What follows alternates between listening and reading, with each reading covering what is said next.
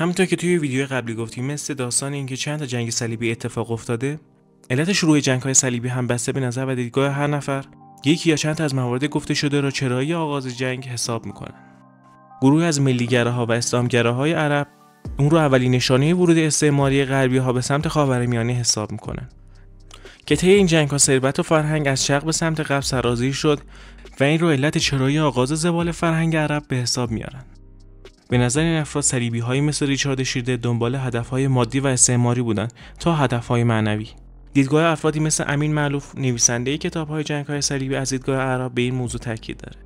از نظر گروهی از تاریخ‌دان‌های غربی، این اردوکشی رو راه پیشگیری از نفوذ روزافزون مسلمان‌ها به سمت قلمروهای مسیحی حساب می‌کنند.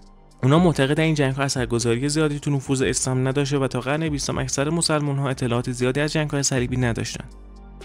همینطور نفوذ واقعی مذهب رو تو ذهن مردم اروپایی قرون وسطا خیلی مهمتر حساب می‌کردن تا اینکه صلیبیون به فکر استعمار از شرق بوده باشن.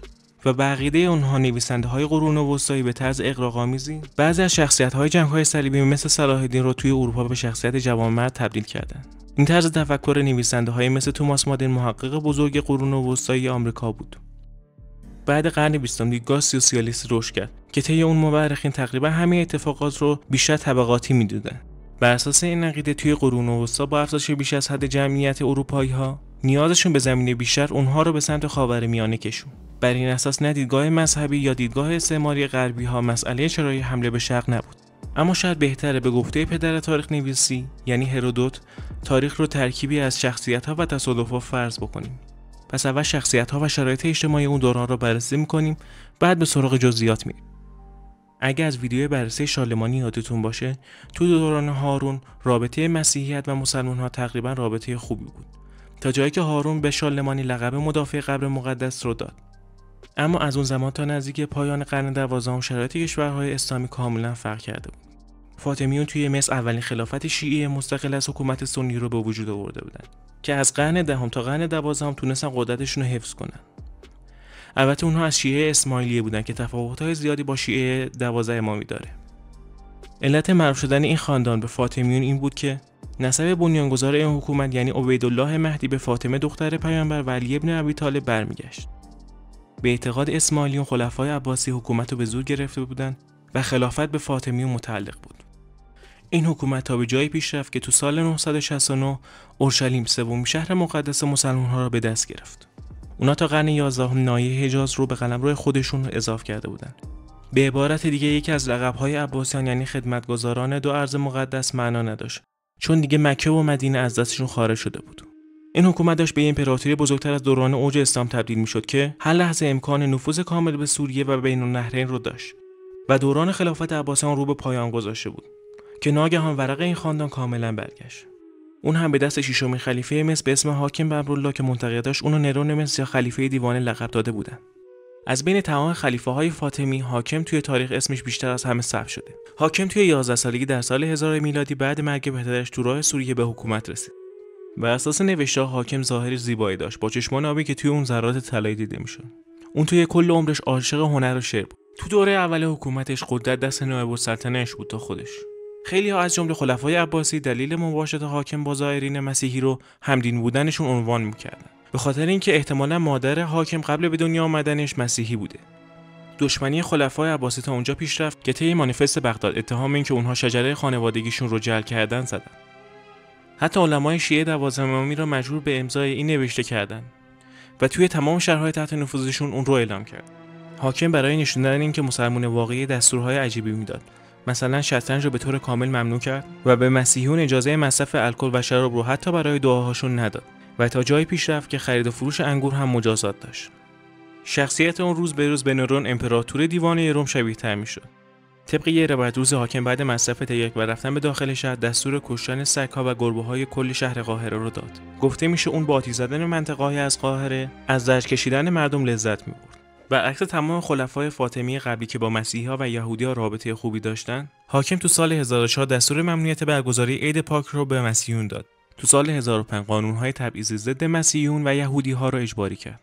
بر طبق این قانون مسیحی‌ها باید صلیبی به وزن تقریباً 2.5 کیلوگرم رو تو مکان‌های عمومی حمل می‌کردن.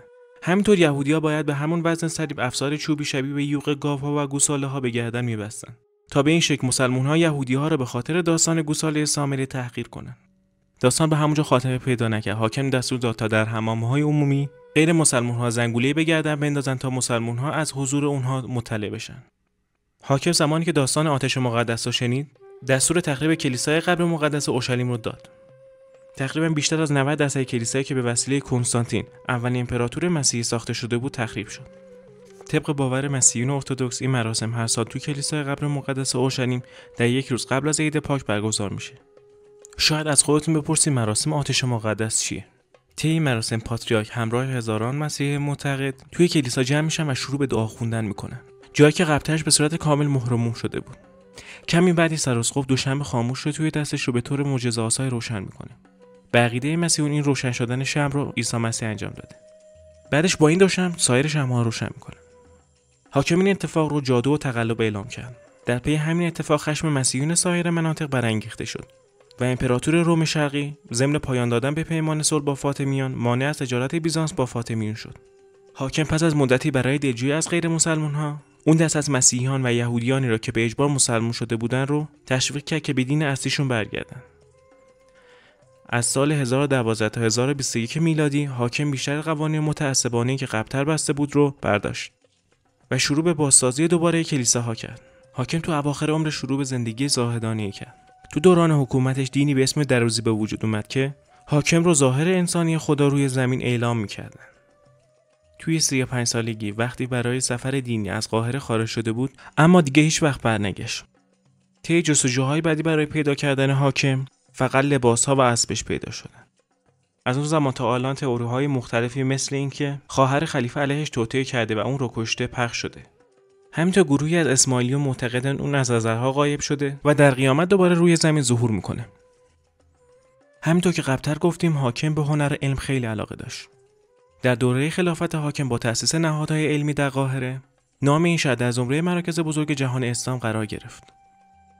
جانشین‌های حاکم رابطه بین مسیحیون و مسلمان‌ها را بهتر از قبل کردند، اما همین اتفاقها باعث ایجاد تغییر طرز تفکر اروپاییان نسبت به اورشلیم و مسلمان‌ها شد.